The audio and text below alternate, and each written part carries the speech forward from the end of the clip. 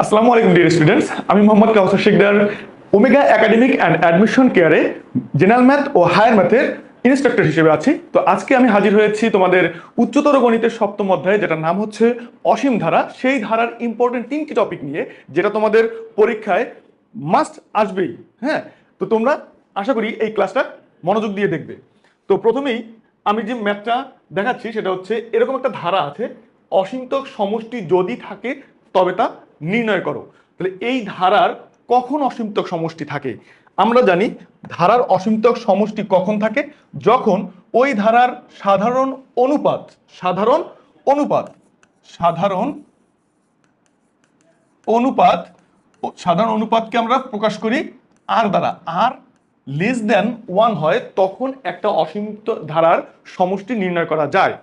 তো সেক্ষেত্রে এই যে একটা ধারা আছে, সেই ধারার আমার সাধারণ অনুপাতটা কত সেটা আমরা বের করব। তাহলে প্রথমে আসি, ধারার প্রথম পদ কত? প্রথম পদ এ দ্বারা প্রকাশ করে, এ মানে হচ্ছে 1/2, আর সাধারণ অনুপাত অনুপাত অনুপাত আর ইকুয়াল টু কি? দ্বিতীয় পদ ভাগ প্রথম পদ। তাহলে এখানে আমার এক্ষেত্রে দ্বিতীয় পদ কি আছে খেয়াল করো। দ্বিতীয় পদ হচ্ছে 1/2, আর দ্বিতীয় পদ হচ্ছে 1/4, এবং প্রথম পদ হচ্ছে 1/2। এটাকে যদি আমরা ক্যালকুলেট করি তাহলে আসে 1/2। তার মানে আমার এই ধারাটার সাধারণ অনুপাত এর মান হচ্ছে 1/2, যেটা অবশ্যই এখানে, এরপরে লিখবে এখানে mod of r less than 1 হলে ধারাটির অসীমতক সমষ্টি থাকবে। অসীমতক সমষ্টি থাকবে। তাহলে এখানে আমরা কি আর এর মান 1 এর থেকে ছোট পেয়েছি? অবশ্যই পেয়েছি। তার মানে হচ্ছে আমরা বলতে পারি এই ধারার অসীমতক সমষ্টি আছে। তাহলে নেক্সট অপশন কি? তাহলে সেই সমষ্টিটা নির্ণয় করো। তাহলে সমষ্টি নির্ণয়ের সূত্র আমরা জানি, সমষ্টি এস ইকুয়াল টু কি হবে? S equal to a divided by 1 minus r. তাহলে a divided by 1 minus r, এর মান কত ছিল মনে করতে পারো? 1/2, আর 1 মাইনাস আর এর মানও ছিল 1/2। তাহলে সেক্ষেত্রে সমষ্টিটা আমরা যদি নির্ণয় করতে চাই, নিচে এটাকে ক্যালকুলেট করলে আসে কত? 1/2। তাহলে উপরের 1/2 নিচের 1/2 বাদ চলে যায়, তাহলে থাকে হচ্ছে 1। তাহলে ধারাটির অসীমতক সমষ্টি আমরা কত পাচ্ছি? 1। তো এইরকম যতগুলো অঙ্ক থাকবে যে ধারাটির অসীমতক সমষ্টি যদি থাকে তবে তা নির্ণয় করো, সেক্ষেত্রে আমার প্রথম ক্রাইটেরিয়া হচ্ছে সাধারণ অনুপাতের মানটা কত আসতেছে। সেটা কি 1 এর থেকে ছোট আসতেছে? মানে মড অফ আর মানে মডুলাসের মানই হচ্ছে আমার -1ও হইতে পারে বা +1ও হতে পারে। সেটা -1 এর থেকে আর +1 এর থেকে, -1 এর থেকে বড়, +1 এর থেকে ছোট কিনা।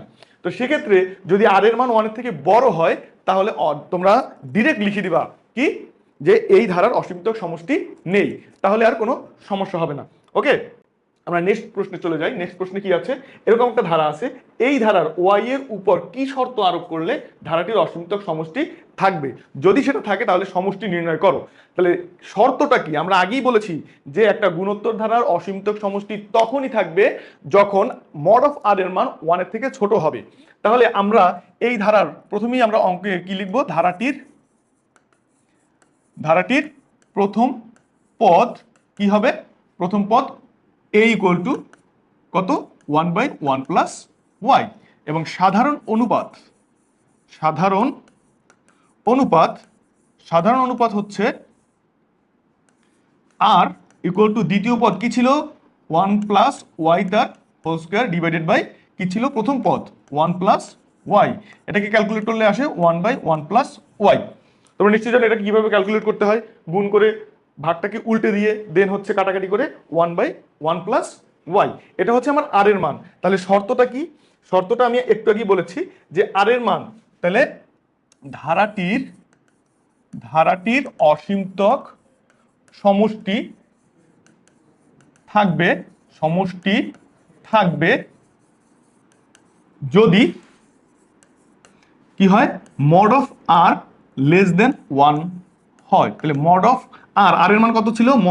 মড চিহ্ন থেকে যাবে 1 প্লাস ওয়াই। এটা যদি 1 এর থেকে ছোট হয়, সেক্ষেত্রে আমরা বলতে পারি যে এখান থেকে যে -1 এর থেকে বলেছিলাম -1 এর থেকে 1/1 প্লাস ওয়াই বড় আর +1 এর থেকে ছোট, তাহলে এই দুইটাকে যদি আমি আলাদা করে দেই সেক্ষেত্রে আসে -1 লেস দেন 1/1 প্লাস ওয়াই, অথবা 1/1 প্লাস ওয়াই সেটা হবে গ্রেটার দেন, সেটাও লেস দেন, হ্যাঁ সেটাও লেস দেন 1।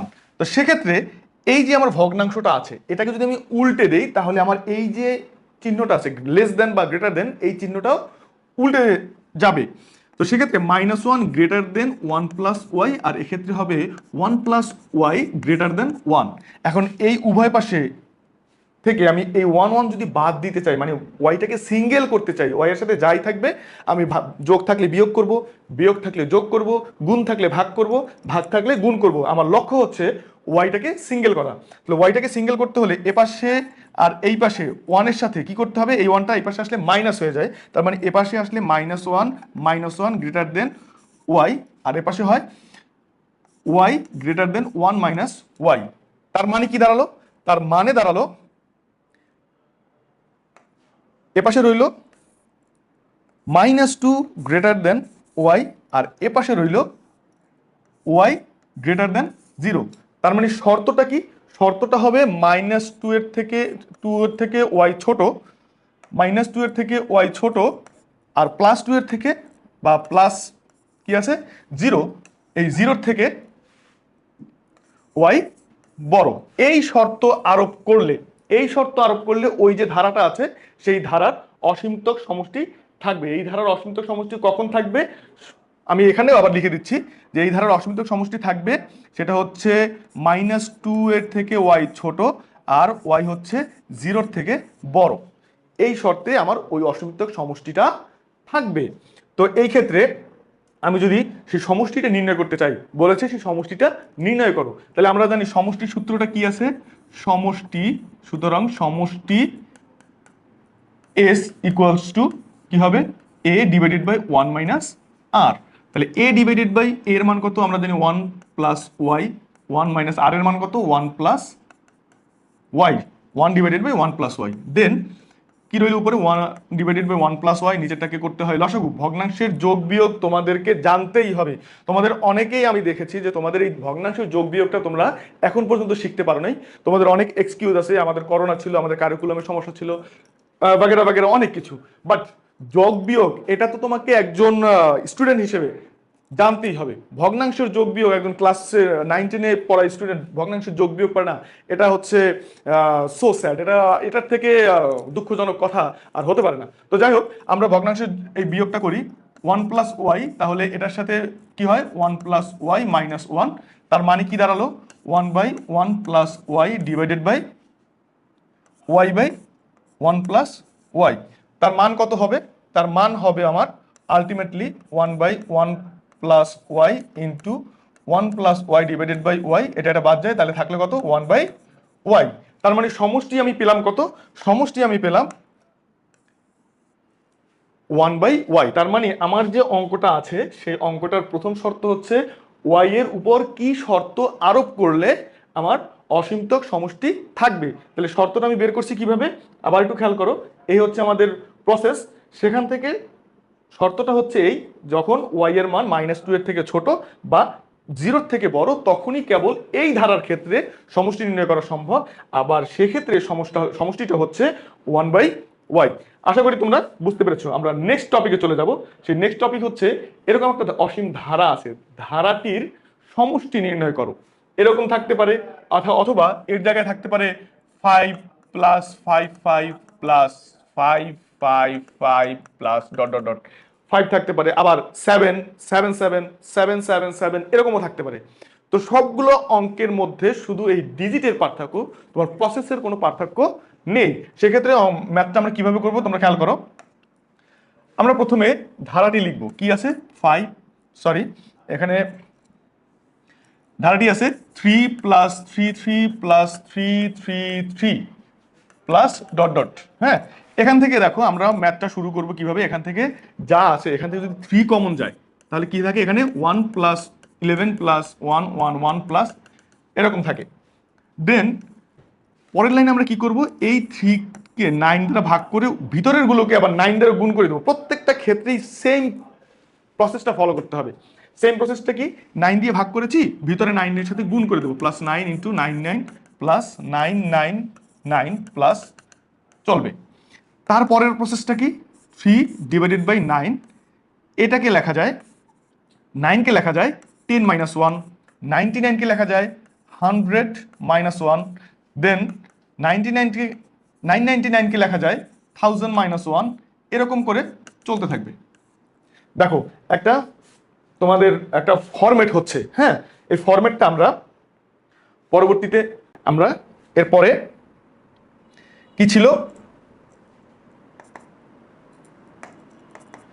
3/9, এখান থেকে আমরা লিখতে পারি 10 মাইনাস 1 প্লাস, এই 100কে লেখা যায় 10 এর স্কোয়ার মাইনাস 1, এই 1000কে লেখা যায় 10 এর কিউব, হ্যাঁ, এই 1000কে লেখা যায় 10 এর কিউব মাইনাস 1 প্লাস, চলবে।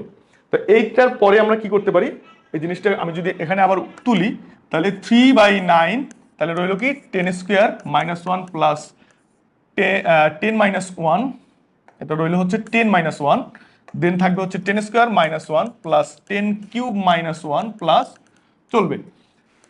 এখন দেখো একটু খেয়াল করো, আমাদের এই যে ম্যাথটা আছে এখানে -1 -1 -1, এই -1 গুলোকে যদি আমি আলাদা করে দেই, তাহলে এখানে থাকে 10 প্লাস 10 স্কোয়ার প্লাস 10 এর কিউব প্লাস, এটা চলবে, মাইনাস যদি কমন নেই, -1 -1 -1 থেকে মাইনাস কমন নেই, তাহলে 1 প্লাস 1 প্লাস 1 প্লাস, এটা চলবে, তাই তো।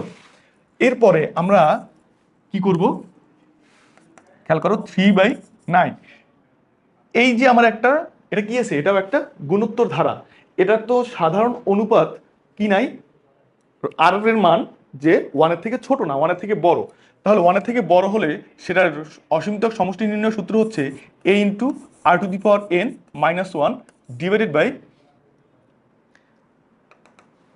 r to the power n minus 1 divided by r minus 1। সেক্ষেত্রে আমার সাধারণ অনুপাত কত হয়, দ্বিতীয় পদ ভাগ প্রথম পদ মানে হচ্ছে 10, তাহলে এর মান প্রথম পদ 10, তাহলে 10 into 10 to the power n minus 1 divided by 10 minus 1, it means কত থাকে, এই যে ফর্মুলাটা আমি লিখেছি এই ফর্মুলাটা আমি এখানে ইউজ করব। কিভাবে ইউজ করব দেখো, কি হবে, এর মানটা আমাদের কত, এর মানটা ছিল হচ্ছে 10, তার মানে আমি এখানে লিখব 10 10 to the power n minus 1 divided by 10, এটা হচ্ছে আমার এই যে আমার ইয়া আছে, কি আছে, যে সিরিজটা আছে সেই সিরিজের সমষ্টি, মাইনাস এখানে 1 2 3, এখানে কতগুলো আছে আমি জানি না, n সংখ্যক যদি থাকে তাহলে n সংখ্যক 3টে একের যোগফল যদি হয় 3, 4টা একের যোগফল যদি হয় 4, তাহলে n সংখ্যক 1 এর যোগফল কত হবে, অবশ্যই সেটা n হবে, হ্যাঁ। তাহলে সেক্ষেত্রে আমি যদি এখন এই যে বাইরের যে অংশটুকু আছে সেটা দুইটার সাথে গুণ করে দেই, তাহলে কি হবে, এখান থেকে এখানে 10 মাইনাস 1, তো এটা যদি গুণ করে দিই তাহলে হবে 3 10 কে 30, আর এখানে 9 থাকে, 9 আর 9 এটা হবে 81 into 10 to the power n minus 1, আর এখানে মাইনাস n এর সাথে গুণ হবে 3/9, হ্যাঁ, তাহলে 3/9, তাহলে এই যে এটাই হচ্ছে আমার সমষ্টি, তাহলে আলটিমেট সমষ্টিটা কি দাঁড়ালো, আলটিমেট সমষ্টিটা দাঁড়ালো হচ্ছে 30 into 10 to the power n minus 1 divided by 81 minus 3n divided by 9, এটা হচ্ছে আমার আলটিমেট। এখান থেকে আমি আরেকটু ছোট করে নিতে পারি, এটার মধ্যে ভাগ যায় থাকে, নিচে হচ্ছে 3, আর এখান থেকেও 3 3 10 কে 30, আর 3 27 81, তাহলে আমার আলটিমেটলি থাকছে হচ্ছে 10 10 to the power n minus 1 divided by 27 minus n by 3, this is the answer. হ্যাঁ, তো আশা করি তোমরা এই তিনটা ম্যাথ এরপরে যদি আসে আমাকে অবশ্যই তোমরা কমেন্ট বক্সে জানাবা যে আমার 5 প্লাস 5 5 প্লাস 5 5 5 এরকম যদি একটা অসীম ধারা থাকে, সেই অসীম ধারার সমষ্টিটা কি হবে, তোমরা আদৌ পেরেছো কিনা সেটা অবশ্যই তোমরা কমেন্ট বক্সে তোমাদের ম্যাথের একটা পিকচার তুলে আমাকে জানাবা। তো পরবর্তীতে অন্য কোনো চ্যাপ্টার নিয়ে তোমাদের সাথে আসবো বা তোমাদের সামনে আসবো, ততদিন পর্যন্ত ভালো থাকো, সুস্থ থাকো এবং এই ম্যাথ প্র্যাকটিসের মধ্যেই রাখো। আসসালামু আলাইকুম।